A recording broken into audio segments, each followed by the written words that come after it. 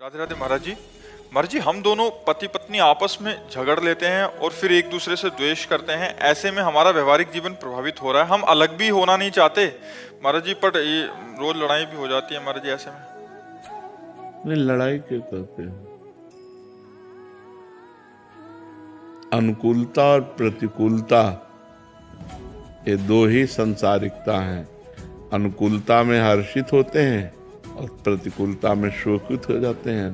अनुकूलता में राग होता है, प्रतिकूलता में द्वेष होता है। अनुकूलता में सुख होता है, प्रतिकूलता में दुख होता है। इसी को अध्यात्म के द्वारा समान बनाया गया है।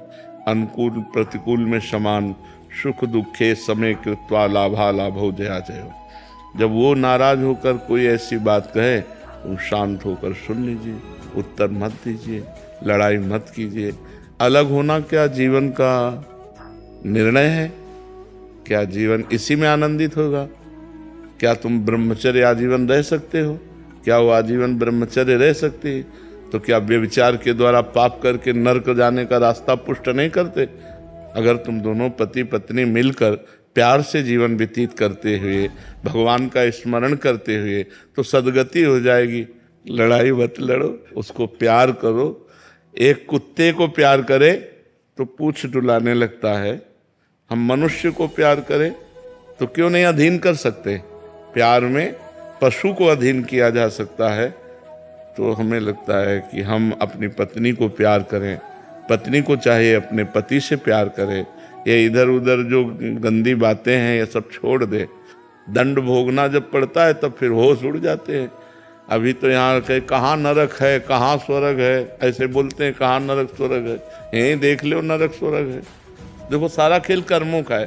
तो हम लोग बहुत होश में चलें। ये लड़ाई झगड़ा पति पत्नी में जैसे लड़ाई झगड़ा होता है, एक को गंभीर हो जाना चाहिए। जैसे आप सत्संग में आए हो, भाग्यशाली हो, अब आपको गंभीर हो जाना चाहिए। वो नाराज हो, तुम चुप हो जाओ। ज़्यादा नाराजगी की बात कह रही, घर से बाहर निकल जाओ।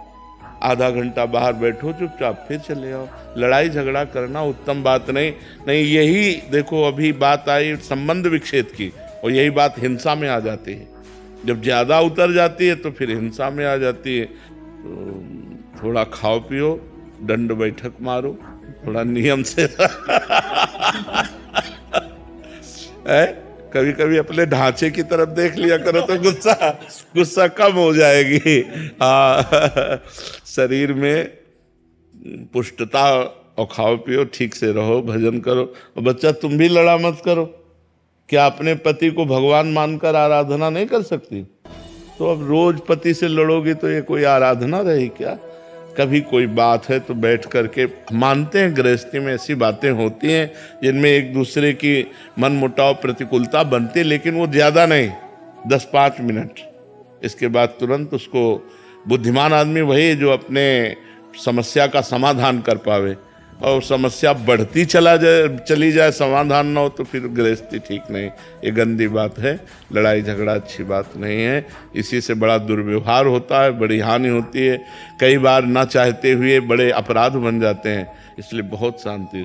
ज़्यादा जैसे पति होकर के ज़्यादा टॉर्चर करे, ज़्यादा गुस्सा दिखाए, ज़्यादा मारपीट करे, तो अब वो पत्नी का मन प्यार के लिए तड़प रहा है, व्याकुलता है। पति उससे बैर विरोध का, अब वो इधर उधर फिर दृष्टि।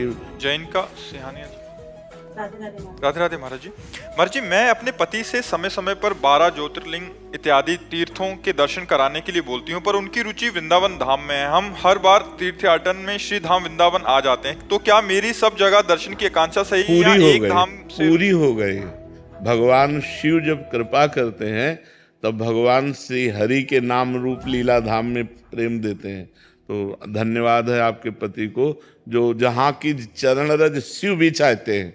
किशोरी तेरे चरणन की रज पाऊं, जो रज शिव सनकादिक याचत, सो रज शीस चढ़ाऊं। तो तुम जिस रज में आई हो, ये ब्रह्मेश्वरादि सुदरूह पदारविंद श्रीमत् पराग परमाद्भुत वैभवाया। ब्रह्मा और ईश्वर भगवान शिव भी जिस भूमि की वंदना करते हैं, जिसकी रज को अपने माथे पे लगाते हैं, वही वृंदावन धाम। यहाँ आ गए मतलब सब दुनिया के तीर्थ हो गए। क्योंकि जितने भी तीर्थ हैं, आप गौर से ध्यान दीजिए, भगवान शंकर के सिर पर गंगा जी विराजमान हैं। और वो कौन है गंगा जी? भगवान का चरणामृत है। जब भगवान वामन रूप धारण किए और वो ब्रह्मलोक पद गया, तो ब्रह्मा ने वो जल चरणों का प्रक्षालन करके कमंडल में रखा। वही ब्रह्म कमंडल से भगीरथ ने तपस्या के द्वारा जब लाए, तो वही भगवान शंकर के सिर पर विराजमान हुए। गांगम वारी मनोहारी मुरारी चरणच्युतम त्रिपुरार शिरचारी। जिन चरणों का धोवन गंगा जी भगवान शंकर के माथे पे विराजमान है, उन्हीं चरणों से यहाँ गाय चराया, उन्हीं चरणों से यहाँ खेले, घुटनों के बल यहाँ खेले, भगवान रास किए, भगवान नित्य विहार किए। तो ये भूमि की समानता त्रिभुवन में नहीं हो सकती। जो ब्रज 84 कोष भूमि, उसमें मुकुटमणि वृंदावन। अगर आप वृंदावन आ गए तो सब तीर्थ हो गए, सब पुरियां हो गई, सब भगवान के विग्रहों के दर्शन हो गए। ऐसी भावना करो। ये परम धाम वृंदा विपिन है। जैसे हम पीपल के मूल जल में जड़ चढ़ा दें तो डाल पत्ते सब जगह पहुंच गया, ऐसे हम वृंदावन धाम का सेवन कर लिए तो सब तीर्थों का सेवन कर लिए।